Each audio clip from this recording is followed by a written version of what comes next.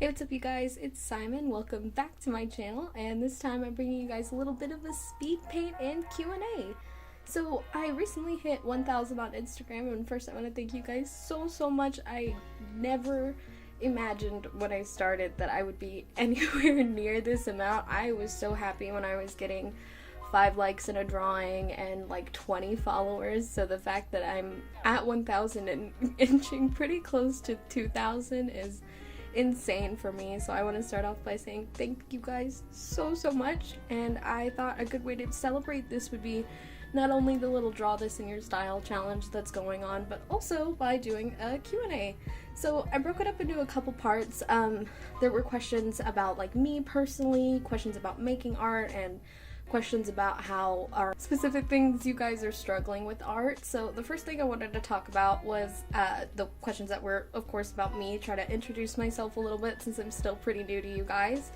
So first questions I got were some of my favorite things, like my favorite book and movie and color. So my favorite book, if you haven't guessed, is pretty obvious, but it's Lord of the Flies. Obviously, my entire brand is based off of Simon from that book. So, obviously, my favorite book is Lord of the Flies, but Simon versus the Homo sapien agenda, clever, it's always Simon's, is one of my also favorite books. Really good movie, you guys need to watch that. And then my favorite movie, and sliding right into my favorite movie, is actually really hard for me to pick. I'm one of those people that it's way easier for me to find all these movies that I love and not a single movie that I hate. For instance, one of my answers that I wrote down was all of the Star Wars movies. And yes, that includes the prequels. Sorry, headphone users. I love Star Wars. I love the whole series. I love the prequels. I have nothing against my little baby Anakin. It's a great movie. All of them are great movies. So, another series I can jump right on into is the Harry Potter movies. I know there's a lot of discourse on whether or not the books were true to the movies or not, but as someone who mistakenly did not jump on the Harry Potter train when all the books were popular. In fact, a little story time real quick. When I was like, I think I was probably like 10 or so years old. Thank you, trash man. The garbage truck just drove by. When I was about 10 or so, my mom came home from a garage sale and she was holding Harry Potter and the Sorcerer's Stone in her hand, and she gave it to me and she was like, you might want to read this, like it looks pretty good. And I looked at the cover and I was like, this is really ugly. I'm not gonna read that. And I kept it in my room for years and years, not knowing it was Harry Potter, not knowing it had anything to do with Harry Potter, not knowing it was this big huge craze, because I wasn't friends with anybody that was into Harry Potter. We were all into Naruto when I was in elementary school. So I never hopped on, and then I tossed it out when I was cleaning my room. And then one day I had absolutely nothing to do, and we owned all the Harry Potter DVDs, or all the movies of Harry Potter, because there was like some kind of box sale going on and it was like $5 for all 7, is there 7 or 8 movies, I don't remember. So my mom bought the whole like series on DVD, and so I just sat through and I watched the whole thing. And like I said, as someone who has never read Harry Potter at that time, I was obsessed with it, and I watched it every single day for like 3 days, and it was great. And then there's like one more that like every time someone asks me what my favorite movie is, this jumps out. But Moulin Rouge is the best movie in the entire world. It is so good. It's a musical, so if you don't like musicals, probably not going to be your thing. But it is so gorgeous, and I can't go into a single bit of detail about it because it will just ruin the whole thing. Just know, Moulin Rouge has Ewan McGregor in it, Nicole Kidman. It's beautiful. Watch it. And then the last question that was like favorites related was my favorite color. And again, I'm, especially as an artist, one of those people that cannot just pick one favorite color. So I'm going to tell you my top 3 because I literally cannot choose between them. So my first favorite, it's kind of hard to describe. It's like this bluish green teal color, but like a little bit grayed out. I don't know if you guys have ever played on Gaia Online. It's like some avatar-based game, but every item that has breezy in the title, that color is of my favorites. And then the next one's a little bit easier. It's kind of just like a peachy sort of pink tone. Anything that's sort of like, I don't want to say sherbety, but like sherbet with like a little bit of pink thrown in. And then the last one is really easy. It's just yellow. I love yellow. Like every single shade of yellow is so cute, except for kind of greeny yellows. I'm not a fan of yellow green, but I do like all the sort of like yellow and orangey tones. And then the next one were just kind of like random questions in general. So the next one is, since we're talking about Harry Potter, my Hogwarts house. And another funny story is when I was getting into the Harry Potter series after I'd watched the things, I was like, I have to get sorted. I've missed out on this my entire life. So I went and I made a Pottermore, and keep in mind this was like late 2016, maybe early 2017, so I was late to the Pottermore train. But I got on Pottermore and I took my sorting quiz, and I got Ravenclaw. And I'm one of those people that always calls themselves stupid or like a moron or something like that, so when I got Ravenclaw, I was really confused. I was like, wait a minute, those are the smart people. What do you mean? And so I made like 6 10-minute mail accounts, and I made 6 more Pottermore accounts with those 10-minute mails, and I kept taking the sorting quiz, and I took it, I think, a total of like 10 times altogether, and 6 out of 10 times I got Ravenclaw, and 4 out of 10 I got Hufflepuff, so I was like, okay, maybe I am a Ravenclaw. And then as I got kind of like further down the road, I was like, okay, I can see it, because like when you first get sorted, it's kind of hard to like think, you just think about the main aspect of the house, so like Gryffindors are brave and Slytherins are like shady, and I don't actually think that. It's just like that's the first thing that pops in your head. And then like the Ravenclaws are the smart ones, Hufflepuffs are like the sweet and loyal ones, and so you don't really think about that, but as it sort of sits with you, it's kind of like Neville. Like he was totally convinced he wasn't a Gryffindor, but as he sort of settled, and it might have taken a while for him, but as he settled into it and started like just kind of being himself, the more he started realizing he fit in.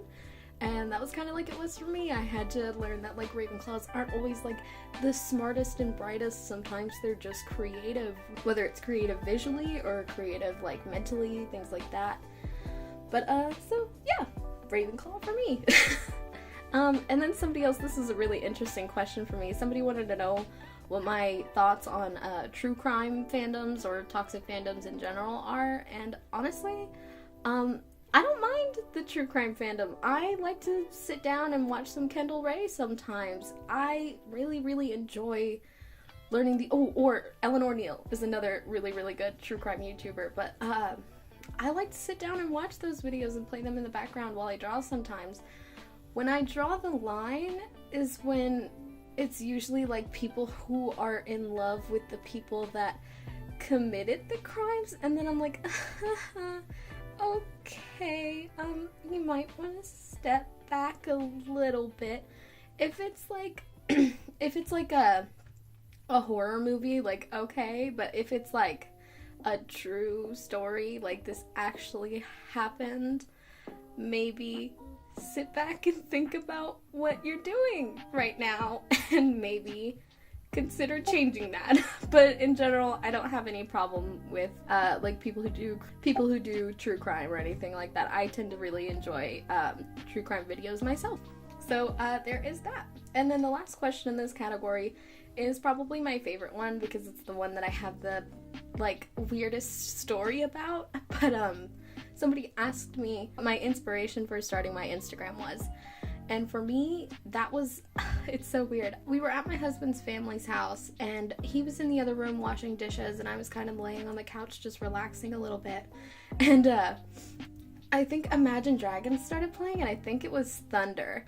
And I couldn't understand what they were saying because I had sleep brain. So they were saying Thunder over and over again. And I thought they were saying Fun Dip. And I was like, what? Fun Dip is on the radio. Okay, alright. And then as I was laying there, I was like, you know what would make a really cool piece? And this piece is actually up on my Instagram. It's my very, very first post, so if you scroll all the way down to the bottom, you will find it. But I got sort of this idea to draw like this girl with all these candy colors with like Fun Dip sticking out, or like her tongue sticking out with Fun Dip on it. And I don't know what it was, but as I was thinking that, I was like, I have to draw this. And then I was like, you know, I never thought about it, but this is really cool. It was sort of like a basic sort of aesthetic kind of drawing. And I was like, this would look really cool. I should post it on Instagram, because for a while I'd been posting my art on Tumblr, and I didn't post that often. It was almost always fandom content, stuff like Homestuck or Italia, but we don't need to talk about that. But mostly Homestuck drawings, and I never really got like any attention on there, I guess. Like, I was putting hours into pieces and getting like 14 notes, and most of them were likes. And I was like, I can't put myself out there like this. Nobody's gonna see me. And so I was like, I should start up an Instagram, because I had originally started as a makeup Instagram. I got really into that, I think, in like late 2015 and early 2016. I was really, really into makeup, everything. I was like asking for makeup for Christmas, stuff like that, after previously not caring about it at all. And I had gotten actually like a few followers on there. I think I'd gotten up to like 40. And I was like, whoa, that's different, because I wasn't used to getting as many followers. And so I was like, okay. And then I made the Fun Dip thing, and I was like, well, if it worked for my makeup, even though it's not that great, maybe it will work for my art too. And as you can see, since I'm making this video, it definitely did. And then the next category was sort of, like I said, questions about how I make art, or how you guys can make art. And the first question was what program I use. And so I have two programs that I use. The first one is if I'm using my desktop or my laptop, and that is Paint Tool Sci or Paint Tool Sci 2.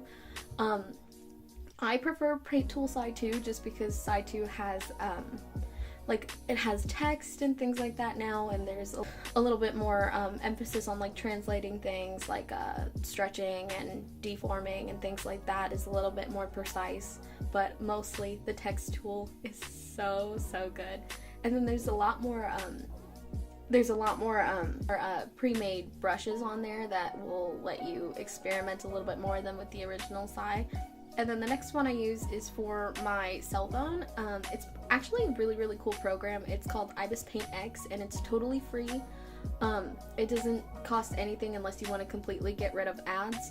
And the thing is, ads aren't even that much of a problem. They're just like a skinny down bar at the bottom, and they don't obstruct your drawing space at all. There's also like a bunch of brushes on there that are actually really, really good quality. I have a few speed paints that I made on my channel with that program. There's one with like a cat, and then one with, I think, Ralph and Simon that I did. And there's also the only thing you have to do, like, at first you only have like 5 brushes, but if you watch literally like, I think it's like a 10-second ad, you get access to all of the brushes for the next 10 hours, so virtually the entire day.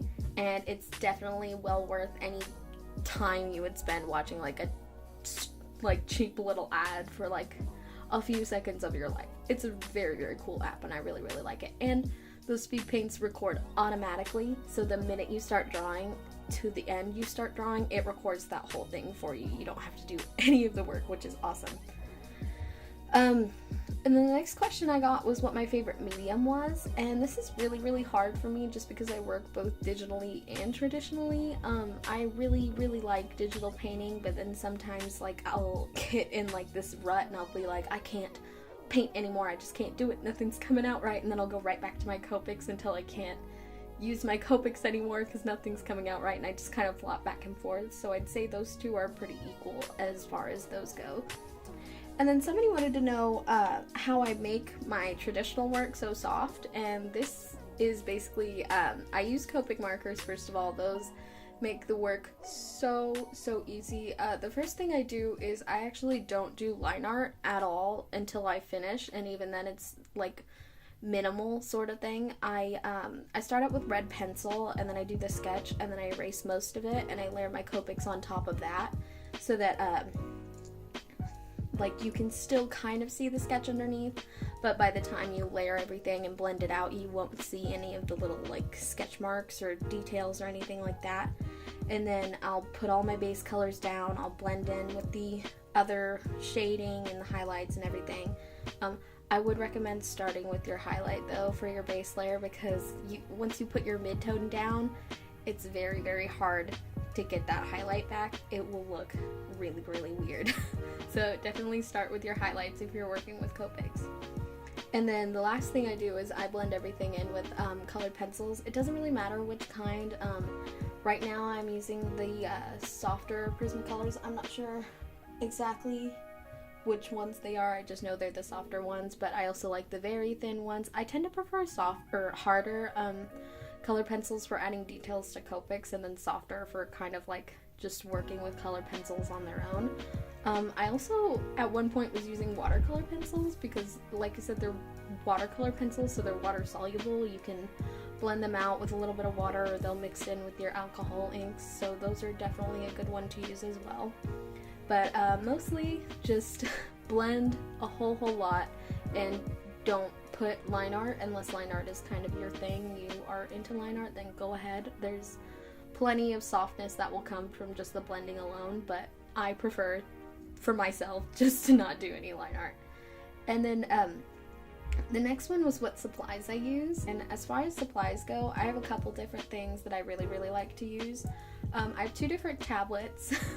The first one I have, it's Huion, or I don't know, I'll spell it, it's Huion, and I think I have the H640. It's one of those. It's the one that's like, it's like 10 by 4, it's very small, and it's just like a regular flat tablet. It's not a screen tablet or anything.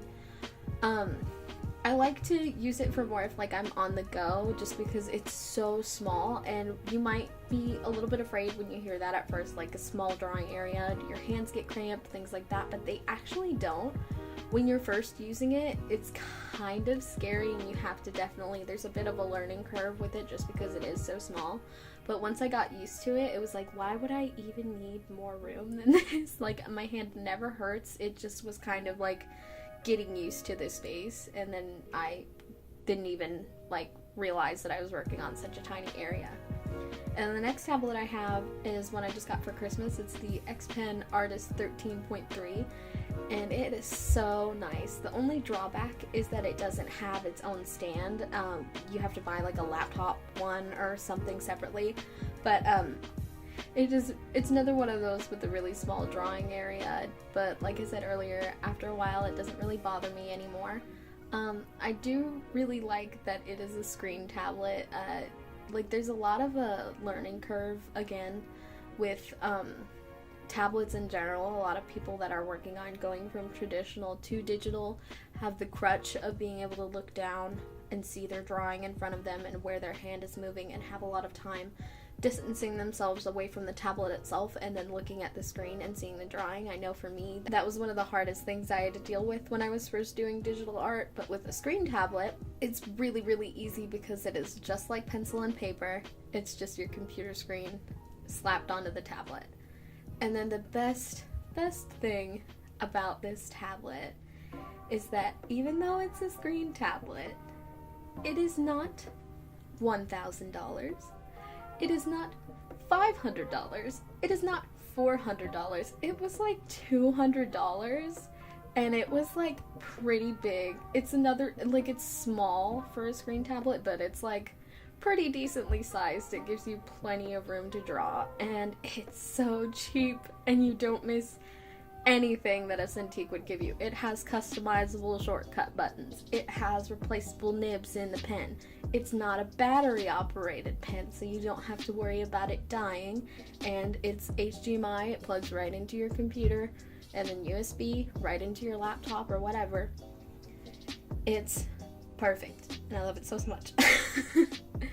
And then the next one, a couple of you guys ask me pretty often actually if I use watercolor brush pens, and I absolutely do.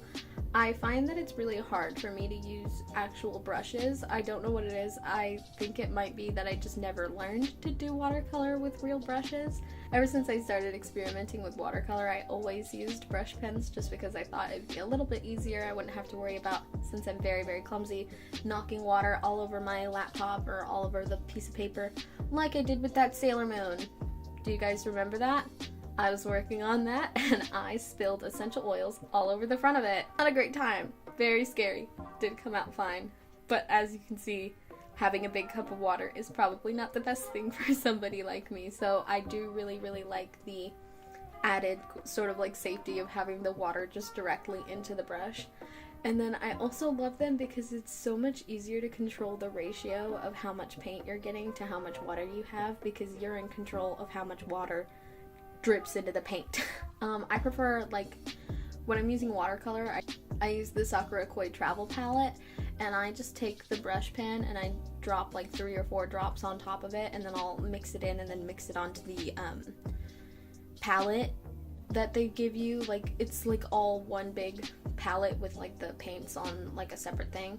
So I just mix it into the little palette that they give you, and then depending if I want a really opaque color, I just leave it there. But if I want something that's a lot more sheer, I'll drop in 3 more until it looks kind of like it's clear but with a little bit of tint. And it's so much easier than just like running your paintbrush through water and trying to guess, like, is this enough? Is this too much? I don't know. It's always perfect when you use brush pens. So definitely, if you haven't picked some up, I wouldn't recommend using the one that comes with the Sakura Koi. It's not that great. The bristles are kind of thick, but the Pentel brush pens, obviously the most popular ones, are very, very nice. They're not too expensive. I think I had one that was like an $8 pack, or maybe it was 20.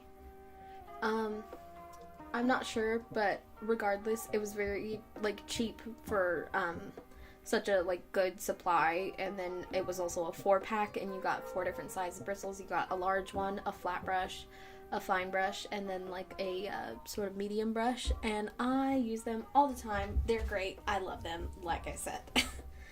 And then the last sort of section that I got from you guys was troubles you were having with art. And the first one, since the last video was about style, I wanted to talk about was someone asked me how I settled on my art style, and the truth is I haven't. And I want to say that that's entirely normal. When I was making notes, I kind of wanted to compare it to changing your major in college, because average you're gonna change your major probably like 5 or 6 times, which sounds like a lot, but again, that's the average.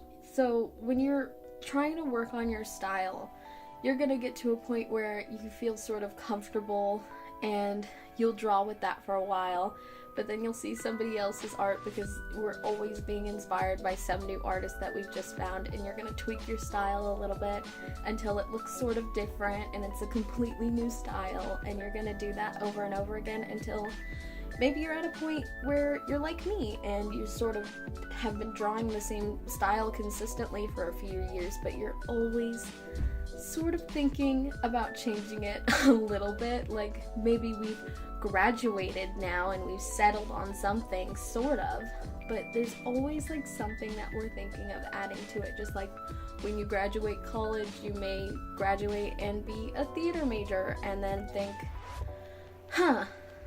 I really want to be a doctor.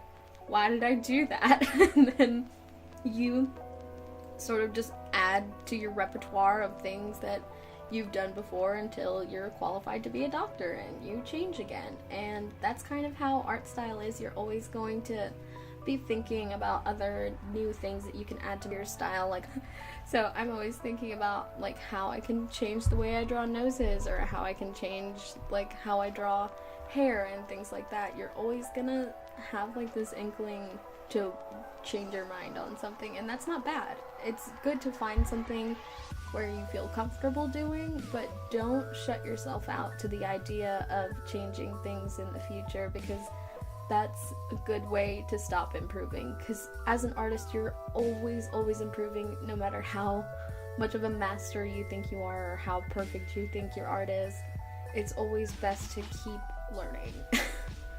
And then the next one I got is kind of a hard question for anybody to answer, and that is how I deal with art block. So the way I deal with art block is I have to keep drawing, otherwise I just won't draw at all. The best thing to do is, if you're someone like me, where you know if you take any sort of break, you're not going to come back from it for a while, just force yourself to draw something, even if it's something small, something like eyes or ears, over and over until you feel sort of like you've got a new grasp on it, or even like watch a TV show, draw something from that TV show. Like for me, I'm obsessed with The Good Place right now, and it's Insatiable. I know there's a little bit of backlash on it, but I'm kind of digging it. As someone who, by the way, is pretty on the chunky side, I am quite enjoying Insatiable. I really, really like it. And so watching stuff like that and kind of like drawing the characters, maybe, like for me, I don't know what it is, when Debbie Ryan talks in that show, I just love it, and I want to draw her mouth so bad because of like the way her teeth are and stuff. It's such a weird thing to think, but I just, the way she talks makes me want to draw her. So find something like that. Find a TV show that you're really into, sort of study it a little bit until you think like, oh, I really like this person's hair, the way they have it in this scene or something like that, and then draw that. But just keep drawing, even if it's really, really hard. Just push yourself, and if you eventually get to the point where you feel like you're so burned out and you can't do anything, put your sketchbook down, pick some popcorn up, and just keep watching the episode. Take a break, relax a little bit, because you need it. Sometimes our bodies just can't think right if we don't take breaks that often, and that's part of what art block is just your body saying, you know what, I don't know what to do with all this. Please give me a break. I want some water. I want something to eat. I want to watch TV. I'm bored. And so when you get like that and you can't push yourself anymore, just relax. And then the next one is another one that's kind of hard for just me personally to answer. Is somebody wanted some tips on using acrylics, and this one is a little bit hard for me just because I don't really know too much about acrylic paint. I kind of struggle with it myself, but I can say there are a few very, very good tips when it comes to learning any new medium, and that's buy the cheap stuff. Like go to Walmart, maybe Target, Dollar Tree, something. Apple Barrel 50-cent paints are not that bad. They're actually really, really decent. I use them most of the time. There's no reason to buy a huge tube worth like $5, $6, even $3 if you're gonna use like a pea-sized dollop of it and then never touch it again because you decide you don't like acrylics. Use the cheap stuff. It will get you a long way, and it's not that bad quality. And then the next thing on that is learn color theory. If you don't already know it, learning color theory and how to mix certain colors is going to make everything so much easier for you. And in the long run, if you can't mix your own paints, buy secondary colors, buy the main things that will like allow you to sort of get the tones that you want. But in general, just learn color theory, because that will help you with lighting, it will help you with mixing, it will help you with blending. And then the last thing is kind of difficult, but you have to learn what sort of water ratio you want in your paints. Like I only have 2 examples of acrylic paint up on my Instagram. My first one is that sort of portrait of just that girl with the buns that I was gonna do. And that one was so hard because I didn't mix any of the paints with water. I was just going in, mixing all the colors, blending them up. And the thing about acrylics is they dry fast. They can blend, but they have to be watered down, because the second you put that on your palette and you mix it up, it's gonna crunch up. You have to put water in it to slow that down a little bit, especially if you want to blend things, because they get so thick and they get so hard, and it makes it really, really difficult to blend things. So just kind of feel things out for yourself, how much water you need to be adding to your paint so that it doesn't do that to you. And then the next example I sort of have for acrylics is that one with the girl on her phone, I guess. It's like the one that's all flat colors. What I did for that one, because like I said, I really struggle with blending acrylics. So what I did is I cheated and I used mixed media. I put down all the flat colors with acrylic, and then I let them dry, and then I went over it with Copic markers and colored pencils, because you can fix anything with colored pencils and Copic markers. So I sort of just like went over all the areas that I want shaded a little better. I added highlights with a gel pen. I blended the cheeks with a little colored pencil, just things like that. If you're really struggling enough, just put the flat colors down, let them dry, put some mixed media on top, and it will come out just as good as if you'd done the whole thing with acrylics. And then the final thing that I wanted to do, or that somebody asked me, was what were my inspirations? And this is gonna be cheesy, but everything is sort of inspiring to me. Like I mentioned TV shows earlier. It doesn't have to be just TV dramas. It can be anime or like rom-coms, Christmas movies, anything. Go outside, go to a park, watch people watch. Everyone does it.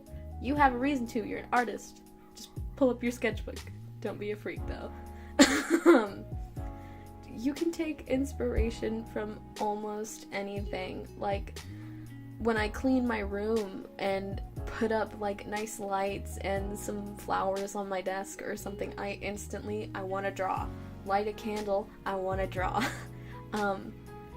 Go out to like a new restaurant or something and see all of the details and all the scenery that's around you, I want to draw. It's like, if you look hard enough and you think long enough, you will be able to find inspiration in anything, even at school. School sucks. Go to school, but it sucks. Like, I remember I would go and I would be so exhausted. It would be like, our school started at 7, so I had to wake up at 5 so that I could catch the bus and be there at 7. So that I was exhausted, and I would be so groggy and so cranky, and I'd get into first hour, and our school had these huge windows, and so when it hit 7 a.m. and that sun came up, I was instantly in so much of a better mood, because it is so beautiful. You can find inspiration anywhere. And then the last thing I wanted to talk about was obviously the actual piece. It's not anything too crazy. It's a little bit ambitious for me just because I'm not used to drawing people together. I usually draw like one person in one image, so the fact that I had 3 in one was really interesting for me. It was really fun. And I also had this took me 6 hours, give or take like 40 or so minutes. It was really ambitious for me, and I wanted to get it done fast because I wanted you guys to be able to see this video. I get so excited every time I get an idea for filming. I'm like, I have to get it done right now so that I can edit it right now and put it up right now. So this is one of those. I was in the tub. I get all my ideas in the tub. That is proof that you can find inspiration in anything. I'm sitting in dirty bath water and I'm like, oh, you know what would be a good idea? Ice cream girls. And this one, it wasn't entirely in the tub. I kind of got the idea when I was posting the ombre hair for the Draw This in Your Style. My husband was like, they look like ice cream hair. And I was like, ice cream hair? Huh, I should draw that. And then I got in the tub and I was like, oh, I know exactly what I'm going to do with the pose. I know everything. So I wanted it to kind of be like a cliche, like slice of life anime girl group. I don't know why, but I just thought it was like a really cute idea. And so I sketched out their little pose and all their little peace signs and everything. And yeah, I just sort of was like working on composition, and I ended up with this. His favorite is mint chocolate chip, so I wanted to sort of have like the main like popular girl be mint chocolate chip, and then obviously like her little sidekicks be strawberry and Neapolitan, because those are like pretty popular. And I didn't want to do vanilla. Who wants to do vanilla? I'm sure somebody out there is screaming at their screen and telling me that vanilla is their favorite flavor. But for me, it just was like, do I want to paint white hair? No. Especially since their uniforms were already white, I definitely wanted to steer sort of away from that. And then most of it was just kind of me experimenting with like colors and stuff. Like, as you can see from the Strawberry Girl, I changed her tones a couple times. I was dealing with like desaturation and things like that, but I really, really, truly just enjoyed making this piece in general. It was something that was, again, like really hard for me, something that I pushed myself to do, but in the end I think it came out really, really cool, and I'm actually kind of proud of it. I could have done a little bit more work in the background, but my wrist was going through it when I was making this piece. I've been working non-stop since January 1st to make content for you guys because I'm so excited. I literally have all the time in the world to make videos for you, so I haven't been giving myself too many breaks. And so I was having real bad wrist problems. I was wearing a brace, I was drawing for 10 minutes and then stopping, and then drawing for 10 minutes and then stopping. And but in the end it was really worth it, and I hope you guys enjoyed this video. So I guess that is it for today. Make sure to hit that subscribe button down below because, like I just said, I'm working every single day to make you guys new content. I'm going to try to get 2 videos out a week. Again, I don't have a schedule, but I am going to try to get 2 videos out a week. I'm really, really excited to keep making these videos for you guys. And make sure to hit the notification bell because, like I said, I don't have a schedule. I don't know when I'm going to upload. I do post like on my Instagram when I post a new video, but hitting the notification bell, especially if you're not following my Instagram, is the best way to figure out when I'm gonna make new videos. And I suppose that's it. So I want to thank you guys so much for watching, and I will see y'all in the next one. Bye!